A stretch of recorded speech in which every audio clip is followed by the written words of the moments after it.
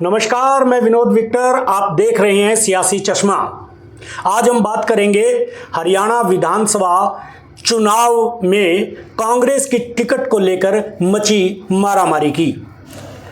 कांग्रेस का हर कोई नेता या कार्यकर्ता आज अपने विधानसभा क्षेत्र से टिकट की मांग कर रहा है। कहीं ना कहीं उसे ऐसा लग रहा है कि इस बार वो कांग्रेस की टिकट पर जरूर जीत दर्ज करेगा और अपने क्षेत्र से विधायक बन जाएगा।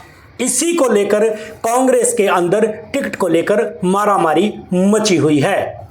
लेकिन ये टिकट को लेकर कांग्रेस नेताओं में मची मारामारी जहां कांग्रेस को फायदा पहुंचा रही है, वहीं कांग्रेस को ये नुकसान भी पहुंचा सकती है। क्योंकि 2019 के चुनावों में कांग्रेस के अंदर कई टिकट के चाहवान नाराज हो गए थे, जिन्हें कैप्चर कर लिया और अपनी पार्टी में शामिल करते हुए उन्हें अपने सिंबल पर चुनाव लड़ाया। और उसका नतीजा आप देख सकते हैं कि दुष्यंत चौटाला 4.5 साल के करीब हरियाणा के डिप्टी सीएम रहे और उन्होंने उस चुनाव में 10 सीटें जीती। चुनाव से पहले 2019 के चुनाव से पहले तक दुष्यंत चौटाला की पार्टी को जहां नोटिस नहीं किया जा रहा था, वहीं कांग्रेस की जैसे ही टिकटों का वितरण हुआ, वैसे ही जो नाराज कांग्रेस के नेता थे उन्होंने जेजेपी का रुख किया और जेजेपी का रुख करने के बाद जेजेपी ने उन्हें अपने सिंबल पर चुनाव लड़ाया और ऐसे करीब 5 से 6 नेता जेजेपी के सिंबल पर जीते और जेजेपी ने 2019 के विधानसभा चुनाव में कुल 10 सीटें जीती। कहीं ना कहीं अब भी ऐसा ही लग रहा है कि अब भी हरियाणा के अंदर ऐसी स्थिति पैदा ना हो जाए, क्योंकि हर सीट पर कांग्रेस की टिकट चाहने वालों की संख्या काफी ज्यादा है। दोस्तों, मैं आपको बता दूं कि कांग्रेस ने गत 10 अगस्त तक टिकटों के लिए आवेदन मांगे थे और हरियाणा में बहुत से नेताओं ने टिकटों के लिए आवेदन किया था।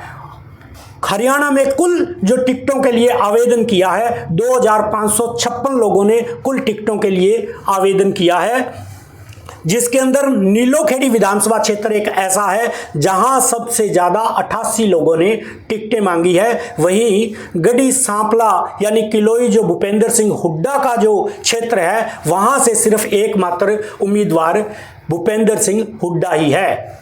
शैलजा समय समय पर ऐलान करती रही है कि वो इस बार हरियाणा में विधानसभा चुनाव लड़ेंगी। तो मैं आपको बता दूं, सिरसा की सांसद कुमारी शैलजा ने विधानसभा टिकट के लिए आवेदन नहीं किया है। वहीं रणदीप सुरजेवाला के परिवार ने भी कैथल से विधानसभा चुनाव के लिए टिकट के लिए आवेदन नहीं किया है। हरियाणा के कुछ विधानसभा क्षेत्रों की बात करें जहां सबसे अधिक दावेदार है, बैरी विधानसभा क्षेत्र से विधायक डॉक्टर रघुवीर कादियान के मुकाबले 20 लोगों ने टिकट की मांग की है। वहीं रोहतक में बीबी बत्रा के सामने 9 नेताओं ने टिकट की मांग की है।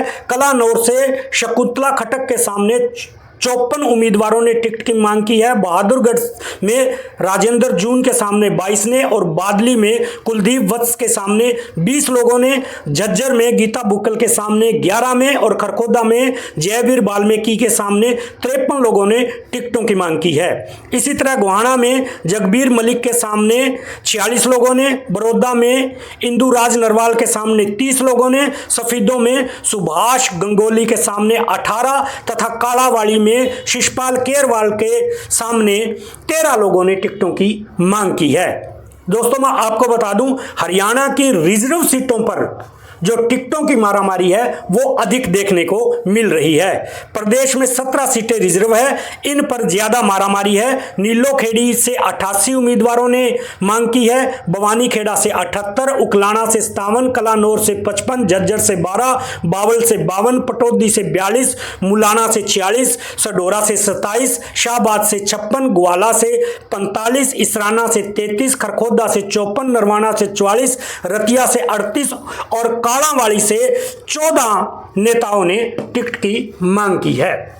कैलाशो सैनी ने सबसे ज्यादा 4 जगहों के लिए आवेदन किया है। उन्होंने नारायणगढ़, रांदौर, पिहोवा और इंद्री से टिकट मांगी है। वहीं सिरसा के पूर्व सांसद सुशील इंदौरा ने भवानीखेड़ा, नरवाना और रतिया से यानी 3 जगह से टिकट की मांग की है। अगर इसमें मैं एक बात और बता दूं, जो हरियाणा में कांग्रेस की टिकट की दावेदारी कर रहे हैं उनमें जो पुरुष हैं वो 2140 हैं और जो महिलाएं हैं वो 416 हैं जिन्होंने टिकट की मांग की है।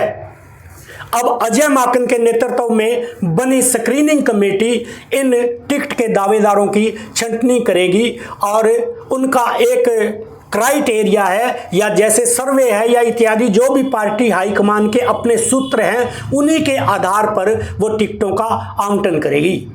लेकिन दोस्तों यहाँ सबसे बड़ा प्रश्न ये है कि अगर हरियाणा में टिकटों का आवंटन सही तरीके से ना हुआ और हरियाणा में टिकटों के जो चाहवान जो नेता हैं वो निराश हुए या उनमें भगदड़ मची, तो इसका सीधा सीधा फायदा दूसरे जो विरोधी दल है वो उठा सकते हैं।